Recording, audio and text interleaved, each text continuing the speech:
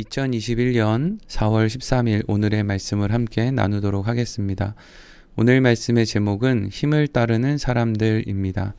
본문 말씀은 시편 3편 1절부터 8절까지 말씀입니다. 읽겠습니다. 여호와여, 나의 대적이 어찌 그리 많은지요. 일어나 나를 치는 자가 많으니이다. 많은 사람이 나를 대적하여 말하기를 그는 하나님께 구원을 받지 못한다 하나이다. 셀라. 여호와여, 주는 나의 방패시요 나의 영광이시요 나의 머리를 드시는 자이시니이다. 내가 나의 목소리로 여호와께 부르짖으니 그의 성산에서 응답하시는도다. 셀라. 내가 누워 자고 깨었으니 여호와께서 나를 붙드심이로다. 천만인이 나를 애워싸 진친다 하여도 나는 두려워하지 아니하리이다. 여호와여, 일어나소서. 나의 하나님이여, 나를 구원하소서. 주께서 나의 모든 원수의 뺨을 치시며 악인의 이를 꺾으셨나이다. 구원은 여호와께 있사오니 주의 복을 주의 백성에게 내리소서. 셀라. 오늘과 내일은 시편 3편의 말씀을 가지고 함께 말씀을 나누도록 하겠습니다.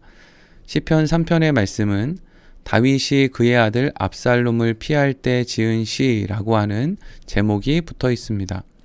우리는 시편 3편의 제목만 보아도 지금 다윗의 상황에 대해서 쉽게 짐작해 볼 수 있습니다. 세상에서 가장 가까운 관계가 바로 가족과의 관계이고, 그 중에서도 부모와 자식의 관계가 가장 가까운 관계라고 할 수 있을 것입니다. 그런데 지금 다윗은 자신이 가장 아끼던 아들 압살롬으로부터 죽음의 위협을 받고 있는 것입니다. 다윗의 마음이 어떠했겠습니까? 사무엘하 18장에 기록된 말씀을 보면 다윗은 압살롬으로부터 위협을 당하는 가운데에서도 압살롬의 안위를 살피는 모습을 보여줍니다. 이것으로 우리는 이때 다윗이 압살롬을 얼마나 사랑했는지, 또 압살롬의 행동으로 인해서 얼마나 마음이 아팠을지를 짐작할 수 있습니다. 이러한 상황 속에서 다윗은 하나님 앞에 이러한 고백을 합니다. 오늘 본문 1절 말씀입니다. 여호와여, 나의 대적이 어찌 그리 많은지요. 일어나 나를 치는 자가 많으니이다. 아멘. 다윗은 하나님 앞에 자신을 죽이기 위해 일어난 적이 압살롬이 전부가 아닌 그 외에도 너무나 많은 사람들이 자신을 죽이려고 하고 있다고 하나님 앞에 고백을 하고 있습니다.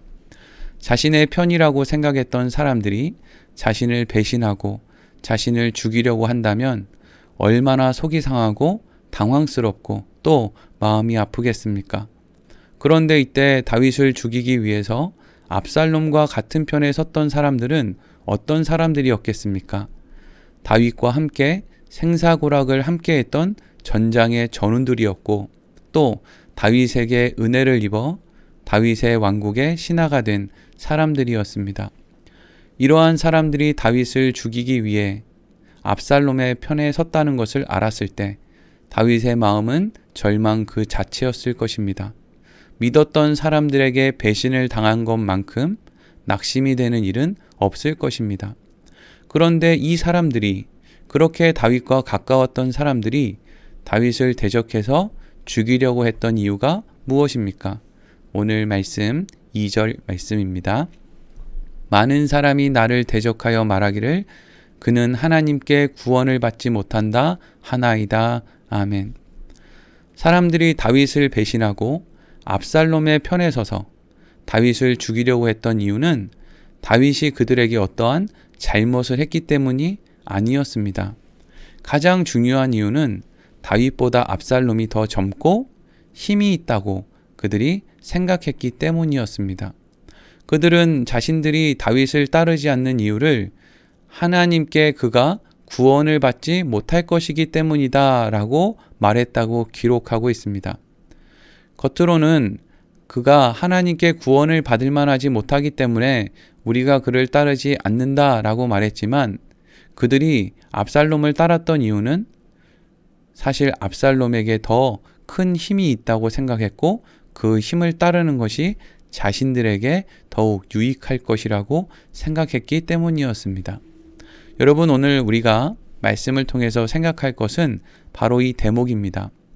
여러분, 세상은 꼭 어떤 사람의 잘잘못에 따라 움직이는 것이 아닙니다. 여러분, 세상은 여러분이 무엇을 잘했다고 해서 여러분의 편을 들고 여러분이 무엇을 잘못했다고 해서 여러분을 배신하는 것이 아닙니다. 사람들은 오직 자기 자신의 유익을 따라 움직입니다. 세상은 자기 자신에게 유익이 되는 것에 따라 움직이는 사람들이 모여 있는 곳이 바로 세상이고 세상의 방법입니다. 어제까지 나에게 은혜를 입었던 사람이라고 할지라도 오늘 그 사람에게 내가 유익이 되지 못하면 가차없이 떠나버리는 것이 바로 이 세상이고 세상의 방법이라는 것입니다. 우리는 이러한 세상의 방법을 따라 살아가는 사람들의 모습을 인생을 살아가면 살아갈수록 분명히 확인하게 됩니다. 그렇기 때문에 이렇게 인생을 살아가는 동안에 사람의 본 모습을 확인하면 할수록 우리는 하나님의 은혜를 생각할 수밖에 없는 것입니다. 하나님에게 있어서 우리들은 정말 무가치한 존재들입니다. 그런데 하나님께서는 그러한 우리를 위해서 가장 아끼는 독생자 예수를 이미 내어주셨습니다. 이것을 우리는 하나님의 은혜라고 말합니다. 말로 설명할 수 없는 은혜를 우리는 하나님으로부터 이미 얻은 것입니다. 그리스도인들은 힘의 논리에 따라 세상의 방법으로 살아가는 사람들이 아닙니다. 그리스도인들은 말로 설명할 수 없는 하나님의 은혜를 입은 자로 사는 사람들입니다. 이것을 잊어버리면 교회는 세상의 방법으로 운영되어질 수밖에 없습니다.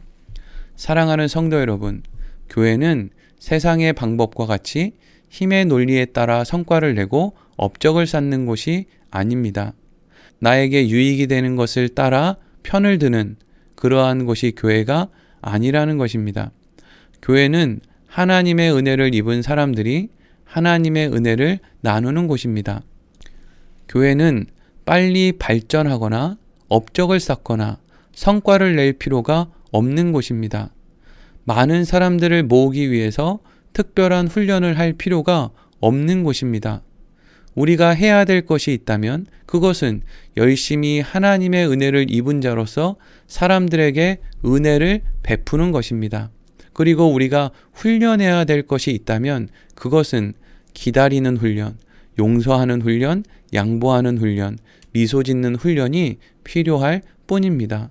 여러분, 우리는 바른 가치를 가지고 바른 교회를 세워가는 그러한 하나님의 자녀가 되어야만 합니다.